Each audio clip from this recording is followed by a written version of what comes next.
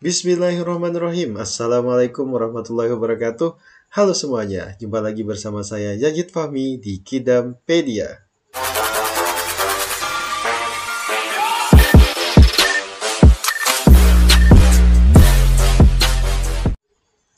Pada kesempatan kali ini saya akan memberikan sebuah video tutorial tentang bagaimana cara membuat kop surat atau kepala surat resmi, di mana kop surat ini sendiri biasanya digunakan untuk surat-surat yang bersifat resmi atau surat-surat kelembagaan. Dan cara melakukannya adalah sebagai berikut. Tapi sebelum itu, bagi Bapak dan Ibu sekalian yang belum melakukan subscribe untuk channel Kidampedia, silahkan terlebih dahulu pencet tombol merah yaitu subscribe. Terima kasih atas subscribe yang Bapak dan Ibu berikan.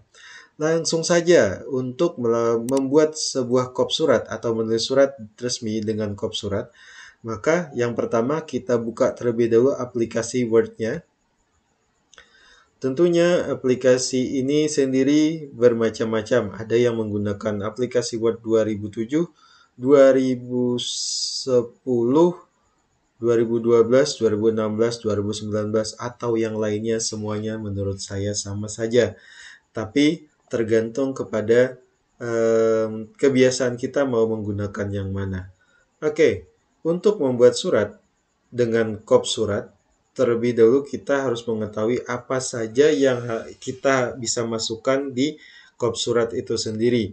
Misalnya, dari sebuah kelembagaan, saya contohkan sekolah misalnya, maka untuk sekolah itu sendiri, di atasnya itu ada dua lembaga yang lebih tinggi. Yang pertama adalah pemerintah kabupatennya, kemudian dinas selaku SKPD-nya, dan juga baru ke sekolah. Kemudian di bawahnya ada alamat dan lain sebagainya. Itu yang paling penting. Jadi kita harus tahu susunan urutan di mana kita menuliskan nama lembaga tempat kita bekerja, apakah ada yang di atasnya lagi atau apa yang ditempatkan di bawahnya. Tapi biasanya kalau tempatnya di bawah dari lembaga kita, maka biasanya itu hanya alamat dan juga beberapa kontak yang bisa dihubungi. Saya contohkan demikian. Misalnya saya menulis sebuah kop surat untuk sekolah, di mana seperti yang sudah saya sebutkan sebelumnya bahwa untuk sekolah sendiri biasanya didahului dengan lembaga yang lebih tinggi terlebih dahulu, yaitu lembaga pemerintahnya, di mana kita menggunakan huruf kapital untuk menulis lembaga yang paling atas hingga paling bawah, biasanya seperti itu. Seperti ini saya contohkan pemerintah kabupaten. Nah, seperti ini. Selanjutnya di baris kedua ada dinas atau SKPD yang berada di bawah yang menaungi sekolah itu sendiri, yaitu Dinas Pendidikan. Yaitu Dinas Pendidikan. Kemudian setelah ini, apabila masih ada lembaga yang di atasnya lagi, maka harus ditulis. Tetapi kalau tidak ada, maka selanjutnya adalah nama instansi tempat kita bekerja, yaitu misalnya SMP Negeri Hulu Sungai Tengah. Nah, kayak gitu. Selanjutnya, kalau sudah demikian, tinggal ditulis alamatnya saja. Nah, alamatnya sendiri tidak ditulis dengan huruf kapital. Biasanya huruf kecil saja, yaitu paling di awal-awalnya. Misalnya jalan, berarti J-nya huruf besar. Untuk penulisan jalan sendiri, biasanya pada beberapa surat itu kan disingkat, yaitu JL atau JLN. Namun pada penggunaan bahasa Indonesia yang baik dan benar seharusnya tidak disingkat ya Bapak dan Ibu sekalian. Saya contohkan Jalan Ahmad Yani nomornya pun tidak no titik ya, tetapi nomor 1. Kemudian jika dirasa alamatnya sudah cukup, kita sambung dengan nomor telepon. Nah, telepon 0517 misalnya. Nah, kayak gitu. Selanjutnya, apabila mau menempatkan lagi di bawahnya, ada apa namanya? Ini biasanya yang berhubungan dengan elektronik, misalnya surat elektronik atau email, surat surat elektronik. Nah, dalam penggunaan bahasa Indonesia yang baik dan benar, pastikan Bapak dan Ibu sekalian menggunakan bahasa Indonesia, bukan email lagi, tetapi Sure. Titik 2, misalnya di sini smpnegrihst@gmail.com aja supaya lebih mudah. Terus kalau ada laman di internet, maka gunakan lagi bahasa Indonesia yang baik dan benar, yaitu laman. Kemudian http, ingat smpnhst.sch.id karena ini sekolahan. Nah, sudah sampai di sini. Selanjutnya biasanya digunakan garis dua garis di bawahnya. Enter dulu, kemudian untuk yang lebih biasanya orang menggunakan sisipkan terus gunakan ini, tetapi menurut saya itu susah dan juga bisa jadi akan membuat garisnya itu bengkok atau yang lainnya, seperti pokoknya tidak rapi lah. Jadi kemudian bagaimana cara paling mudahnya? Tinggal tekan sama dengan 3 kali, kemudian enter, maka garisnya sudah berhasil dibuat.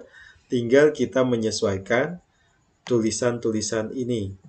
Misalnya sudah kita blok semuanya, kemudian pilih center, dan pastikan spasinya sudah dihapus spasinya, dan pilih 1 saja. Dan untuk beberapa informasi kita bold dan kita perbesar. Biasanya untuk tulisan seperti ini digunakan font Times New Roman. Nah, seperti ini. Kemudian di samping-sampingnya biasanya ada gambar. Nah, kita sisipkan dulu logo atau gambar, logo sekolah logo yang mau kita buat. Kita pilih logo yang sesuai. Logonya. Kita cari dulu logonya, misal di sini ada logo Tuturi Handayani deh. Nah, ada Tuturi Handayani. Kita perkecil. Kemudian, ini kan tidak bisa digeser-geser nih. Kalau digeser akan merusak tulisannya. Maka pilih bungkus teks. Entah apa bahasa Inggrisnya, saya lupa. Pokoknya ikonnya seperti ini. Kemudian pilih di depan teks dulu untuk mempermudah merapikannya. Selanjutnya diperkecil lagi. Setelah dirasa cukup, lalu digeser ke paling samping. Iya, seperti ini. Digeser paling samping dan sesuaikan sesuai dengan tulisan yang kita sudah buat sebelumnya. Supaya rapi.